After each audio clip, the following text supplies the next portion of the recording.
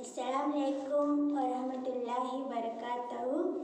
आज का हमारा जो उन्वान है जिस पे हम गुफ्तगू करेंगे वो है उर्दू ज़बान के आगाज़ के मुख्तलिफ नज़रियात और लिसानी इर्तिखा। तो इससे पहले कि मैं अपना मौजू शुरू करूँ, मौलाना अल्ताफ़ हुसैन हाली का लिखा हुआ एक शेर सुनाना चाहती हूँ, मुलाज़ा कीजिए। शहद व शक्कर से शीरीं, शहद व शक्कर से शीरीं उर्दू ज़बां हमारी, होती है जिसके बोले मीठी ज़बां हमारी।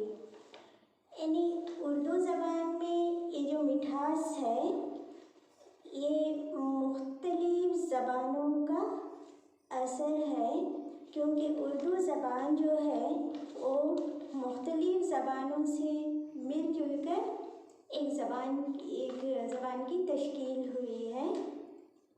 तो हम आज उर्दू ज़बान के आगाज़ के मुताल्लिक़ बात करने वाले हैं।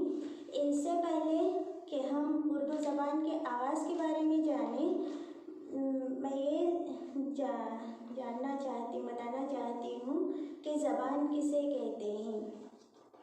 ज़बान का मतलब है जब इंसान अपने माफ़िल ज़मीर को दूसरों तक पहुँचाना चाहता है तो वो किसी भी बोली का इस्तेमाल करता है। अपने ख़यालात, अपने एहसासात का इजहार करना चाहे तो किसी भी बोली का इस्तेमाल करता है।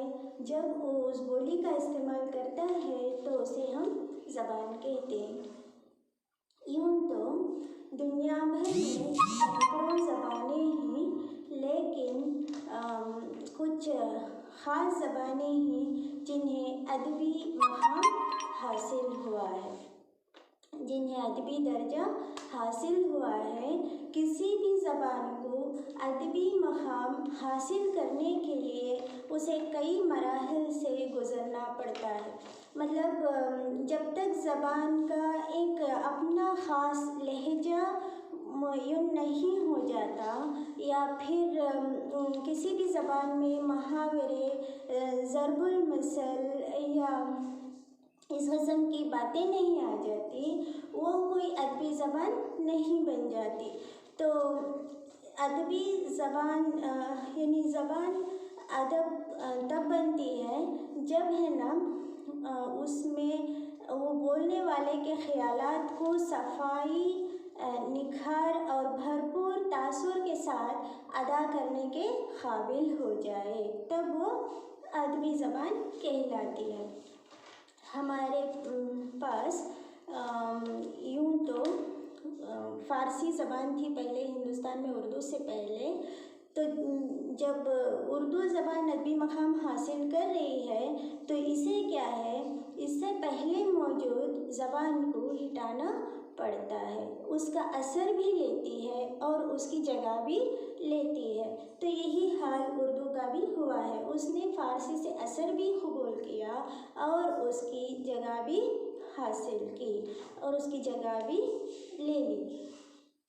रोजर बैकन उसने कहा है, knowledge of languages is a doorway to wisdom. Knowledge of languages is a doorway to wisdom. जब हम मुख्तलिफ ज़बानों से असर कबूल नहीं कर लेते तब तक हम कोई भी ज़बान पूरे मेयार के साथ इस्तेमाल नहीं कर पाते। तो देखो, उर्दू एक ऐसी ज़बान है जिसके लिए हमें मुख्तलिफ ज़बानों का सहारा लेने की यहाँ गुंजाइश बहुत कम है। वो इसलिए क्योंकि उर्दू ज़बान ही कुछ ऐसी है जो मुख्तलिफ ज़बानों की तालमेल से वजूद में आई है। तो अब हम चलते हैं उर्दू ज़बान के आगाज़ के जानिब। तो क्या है, उर्दू ज़बान की इब्तिदा ख़ासकर हिंदुस्तान में मुसलमानों की आमद से हुई है। मुसलमान पहले जब हिंदुस्तान में आए तो सिंध उनकी आमद हुई थी पहली बार। तो इन मुसलमानों में यानी बाहर से आने वाले इन मुसलमानों में तुर्की, अफ़गानिस्तानी और अरब लोग, ईरान के लोग, मुख्तलिफ लोग उसमें शामिल थे। तो वो लोग अपने साथ अपनी अपनी बोलियां लेकर हिंदुस्तान में दाखिल हुए। कोई फ़ारसी बोलता था, कोई अरबी बोलता था, कोई तुर्की बोलता था। तो जब वो इस तरह हिंदुस्तान में आए तो उनकी ज़बान ही अलग थी, वो हिंदुस्तानी ज़बानों को जानते नहीं थे। जब उन्हें यहाँ अपनी ज़रूरियात को पूरा करने के लिए यहाँ की ज़बान का जब इस्तेमाल करना पड़ा तो उन्होंने क्या किया होगा, यही क्या कर सकते हैं इब्तिदा में। अब हमें कोई ज़बान नहीं आती तो हम वहाँ जाके क्या करेंगे, इशारा करके बताएंगे हमें वो चीज़ चाहिए, हमें फलानी चीज़ चाहिए, हमें वो दे दो, ये दे दो। मतलब हम अपनी ज़बान भी बोल रहे ही और इशारे भी कर रहे हैं। तो सामने वाला क्या करेगा, वो भी यही करेगा, वो अपनी ज़बान में कहेगा क्या आपको ये चाहिए, तो हम कहेंगे हाँ। इसका मतलब है दोनों आपस में एक दूसरे को समझ रहे हैं, किस वजह से, इशारों की तरफ से। लेकिन साथ ही साथ वो क्या कर रहे हैं, अपनी बोली भी बोलते जा रहे हैं। कब तक चलेगा ऐसा? मुसलमान कोई 1-2 दिन के लिए तो हिंदुस्तान आए नहीं थे, वो तो यहाँ बस गए थे, यहाँ के मतलब हिंदुस्तान के मुख्तलिफ इलाक़ों में। तो यहाँ पर क्या हुआ, इन लोगों की जो बोली के असरात थे वो हिंदुस्तान वालों पर पड़ने लगे और हिंदुस्तान वालों की जो ज़बानें थी उनका असर उनकी बोलियों पर होने लगा। तो ये मुसलमान हिंदुस्तान के मुख्तलिफ सूबों में जो फैले हुए थे, तो यहाँ पहले से मौजूद कई ज़बानें थी, जैसे ब्रज भाषा, प्राकृत, संस्कृत, खड़ी बोली और हरियाणी, मेवाती, पंजाबी, मुख्तलिफ ज़बानें, कुछ नई ज़बानें बन भी रही थी और कुछ ज़बानें क़दीम ज़माने से मौजूद भी थी, वो हिंद आर्याई ज़बानें थी। तो इस तरह हम पूरे वसूख के साथ कह सकते हैं कि उर्दू ज़बान कोई 1000 साल पुरानी ज़बान है जो पहले से यहाँ मौजूद ज़बानों से मिलकर वजूद में आई थी। तो धीरे धीरे इन मुख्तलिफ बोलियों के असरात को कबूल करते हुए एक नई ज़बान बननी शुरू हो गई और वो ज़बान कहलाई उर्दू ज़बान। ओके, एक जैसे किसी भी चमन से मुख्तलिफ फूलों की खुशबू जमा करने के बाद जैसे वो इत्र बन जाता है ना, बिल्कुल उसी तरह उर्दू ज़बान मुख्तलिफ ज़बानों की मिठास को अपना कर एक मीठी ज़बान, एक शीरीन ज़बान बन गई। इसीलिए इसके बोलने वाले बहुत मीठा बोलते हैं। ओके, तो अब हम बढ़ेंगे उर्दू की जानिब। तो जैसे ही नई ज़बान तश्कील हुई, लोगों ने इसमें बोलना शुरू किया, तो न सिर्फ बोलना बल्कि इसे फ़ारसी की जगह भी दी जाने लगी। यानी फ़ारसी ज़बान में पहले शायरी या तस्नीफ़ात लिखी जाती थी, लेकिन जैसे ही उर्दू ज़बान का आगाज़ होने लगा तो लोग यानी शायर और अदीब भी इसमें तबाज़माई करने लगे। यानी इसमें भी, इस ज़बान में भी वो अपनी तहरीरें लिखने लगे। कोई गज़ल कहता था, कोई मसनवी, कोई कुछ और कहानी, दास्तान। इस तरह से क्या है, उर्दू ज़बान अदबी दुनिया में अपना मकाम बना गई। जाहिर सी बात है, जब कोई भी शख्स या कोई भी ऐसा इंसान किसी भी एक मखसूस दुनिया में जब अपना नाम कर जाए, वो मशहूर हो जाए, तो लोगों को एक बेचैनी सी हो जाती है, उनमें एक तरह की वो तड़प पैदा हो जाती है। इतना मशहूर है इस दुनिया में, तो हम ज़रूर इसके बारे में जानेंगे कि इसकी पैदाइश कहाँ हुई होगी, कौन इसके कौन इसके वालिदैन होंगे, एक इस ख़ानदान से ताल्लुक़ रखता होगा या फिर एक इस इलाक़े से इसकी निस्बत होगी। इस तरह की बातें क्या है, लोगों के जहन में चक्कर खाती रहती। यही हाल उर्दू ज़बान के बारे में भी हुआ है। जैसे ही उर्दू ने अदबी दुनिया में अपनी जगह बना ली, अपना मकाम पैदा कर लिया, तो कई मुहक़्क़िक़ीन ने भी ये सोचना, ये गौर व फिक्र करना शुरू कर दिया कि उर्दू ज़बान, इसकी इब्तिदा क्या है, इसकी पैदाइश क्या है, एक इस ख़ानदान से है और एक इस तरह परवरिश पाई, फली फूली और इतनी हुस्न व लताफ़त वाली हो गई। तो चलते हैं इसकी और कि किस तरह ये फलने फूलने लगी। तो उर्दू के मानी ही लश्कर यानी फ़ौज। जैसे हम जान चुके हैं कि उर्दू ज़बान में कई ज़बानों के अल्फाज शामिल हैं, कई ज़बानों के अल्फाज उर्दू ज़बान में शामिल हैं। तभी क्या है, उर्दू की इब्तिदा के भी मुख्तलिफ मुहक़्क़िक़ीन ने मुख्तलिफ नज़रियात पेश किए हैं।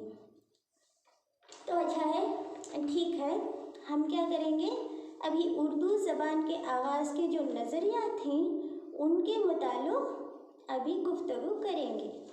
अच्छा ठीक है, हम ये जानेंगे कि सबसे पहले किसने उर्दू ज़बान के आगाज़ के मुताल्लिक़ अपना नज़रिया पेश किया। तो वो ही मीर अमन। मीर अमन का नाम काफ़ी मशहूर है उर्दू अदब में। मीर अमन जो हैं वो बाग़ व बहार के मुसन्निफ़ हैं। उन्होंने एक किताब तसनीफ़ की है, यानी तर्जुमा किया था, वो उसका नाम है बाग़ व बहार। 1800 ईस्वी में जब फोर्ट विलियम कॉलेज की बुनियाद पड़ी, 1800 ईस्वी में फोर्ट विलियम कॉलेज की बुनियाद इसलिए हुई थी, अंग्रेज़ों ने उसे इसलिए क़ायम किया था ताकि वो उर्दू सीख सकें। मुख्तलिफ से ज़्यादा यहाँ पर मुख्तलिफ ज़बानों की किताबों का वहाँ पर उर्दू में तर्जुमा हो रहा था। तो ख़ासकर फ़ारसी ज़बान से क्या है, ज़्यादातर मुसन्निफ़ीन उर्दू में तर्जुमा कर रहे थे। तो ये काम मीर अमन को भी सौंपा गया। मीर अमन दरअसल उनका ताल्लुक़ दिल्ली से था। तो दिल्ली की वो जो बामुहावरा ज़बान है, क्योंकि दिल्ली काफ़ी तरक्की याफ्ता शहर था भी और है भी उर्दू के मामले में, तो वहाँ पर मीर अमन वहाँ के होने की वजह से क्या है, मीर अमन की ज़बान जो है वो काफ़ी बामुहावरा थी और उन्होंने मुख़फ़्फ़ा व मुसज्जा नसर लिखी थी। मुख़फ़्फ़ा व मुसज्जा नसर से मतलब है ख़ाफ़ियेदार नसर, जैसे हम शायरी में कहते हैं ना, बिल्कुल उसी तरह वो शायरी में होता था ख़ाफ़िया, लेकिन इन्होंने नसर में उसका इस्तेमाल किया।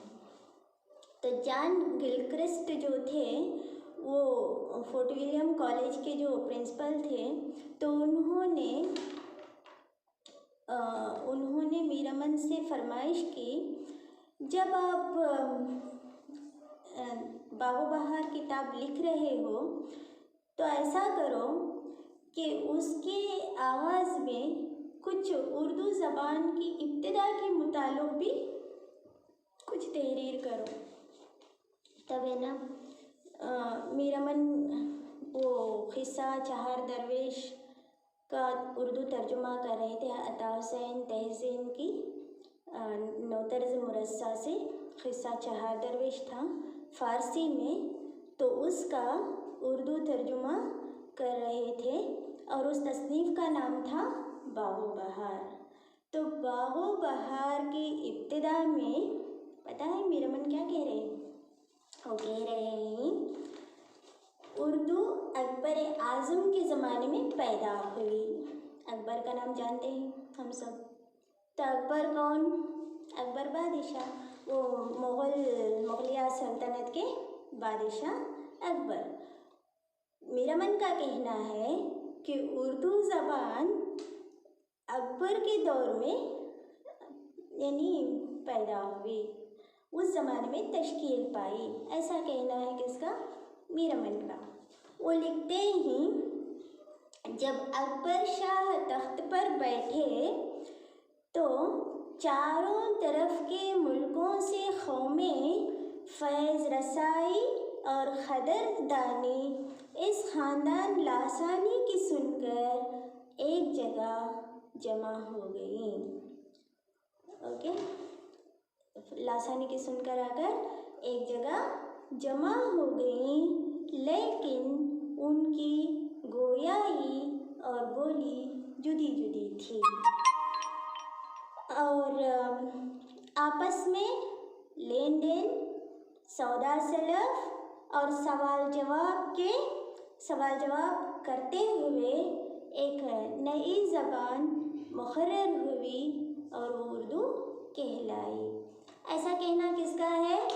मीरामन का है। वो कह रहे हैं कि अकबर बादशाह की क़दरदानी के लिए, अकबर बादशाह की वो कुछ उनकी हुकूमत जिस कदर मशहूर फैली हुई थी, क्योंकि वो शहंशाह था ना अकबर, तो इसलिए क्या हुआ था, मुख्तलिफ मुल्कों से लोग कुछ इश्तियाक़ रखते हुए अकबर के वो दरबार में जमा हो गए और न सिर्फ दरबार में, उस शहर में भी।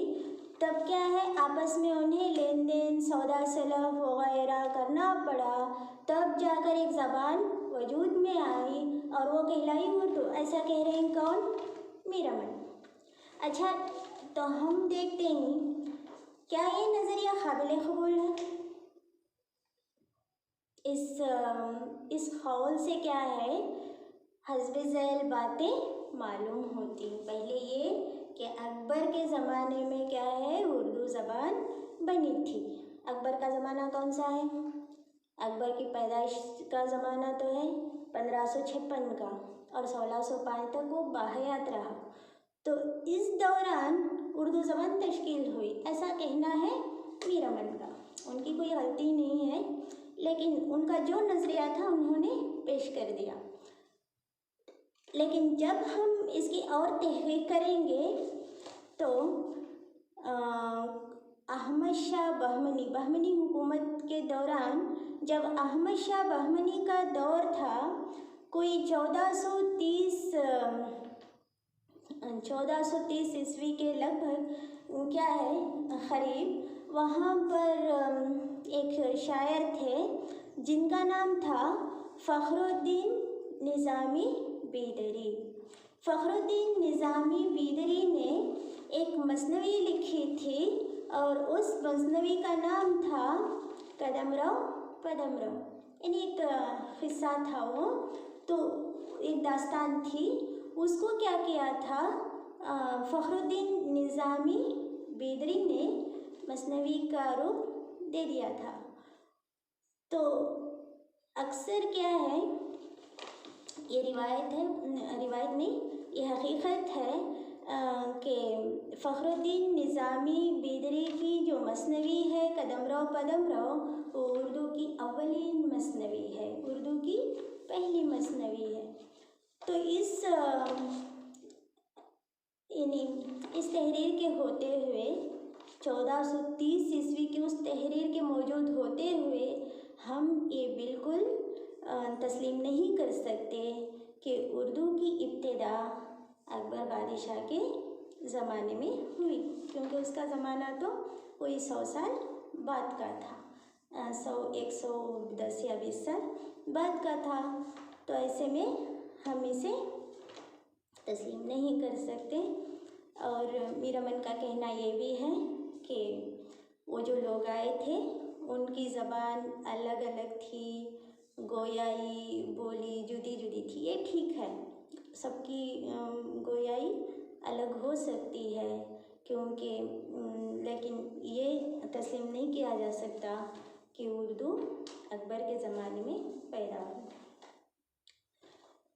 तो हमें इसके बाद एक दूसरा नज़रिया मिलता है उर्दू के हवाले से, वो है मोहम्मद हुसैन आज़ाद का नज़रिया। क्या उर्दू ब्रज भाषा से निकली है? मोहम्मद हुसैन आज़ाद उर्दू के काफ़ी मशहूर मुहक़्क़िक़ हैं और मुसन्निफ़ भी, शायर भी हैं।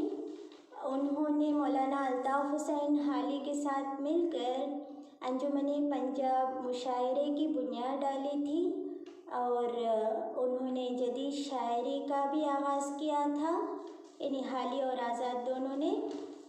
तो इस तरह जब उन्होंने उर्दू अदब की तारीख़ को लिखा तो उस तारीख़ की किताब का नाम था आबे हयात।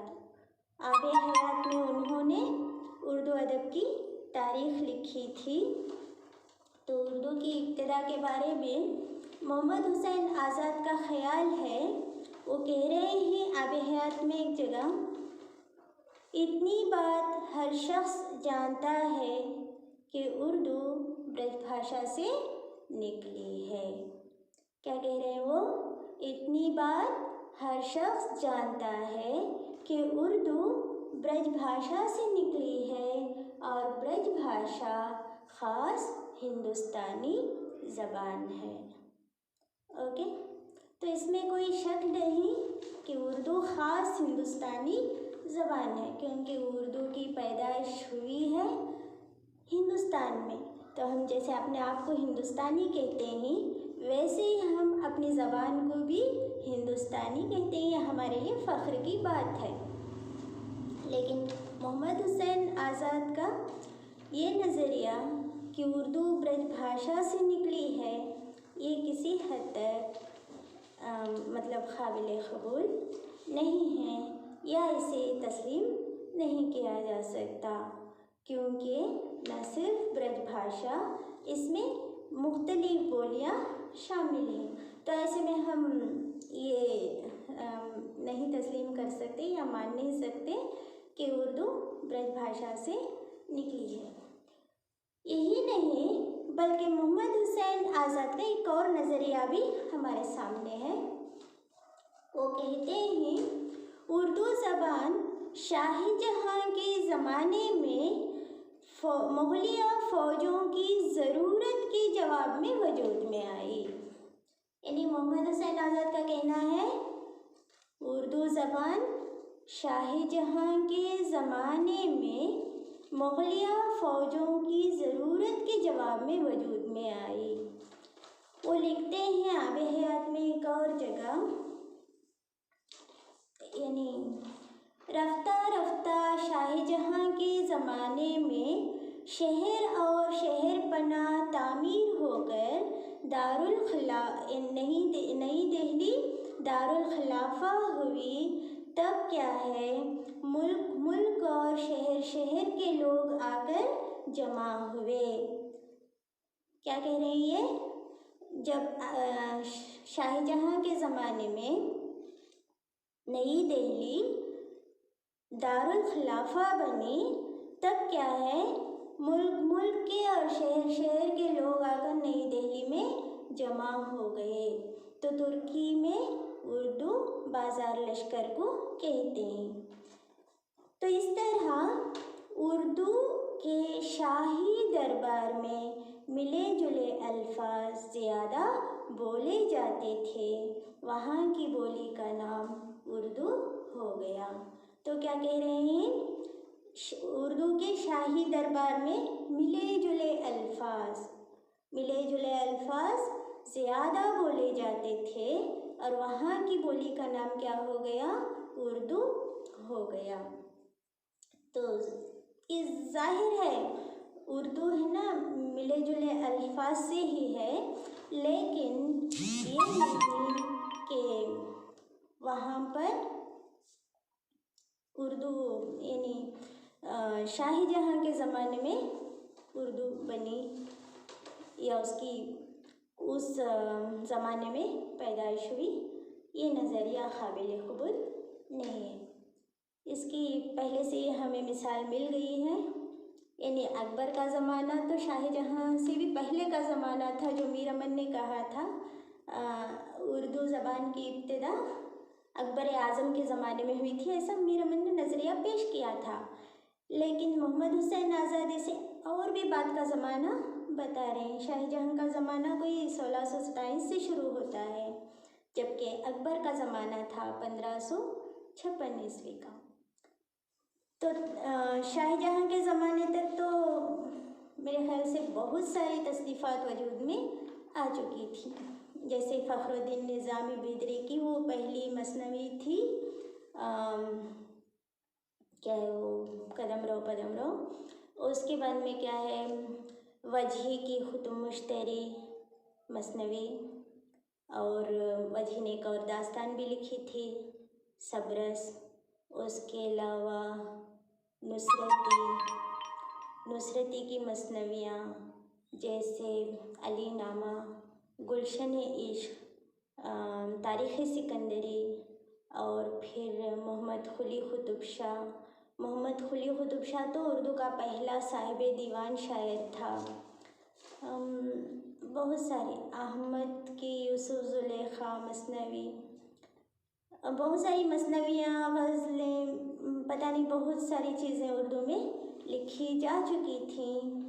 तो हम ये नज़रिया भी काबिल कबूल नहीं है कि उर्दू क्या है शाहजहाँ के ज़माने में पैदा हुई।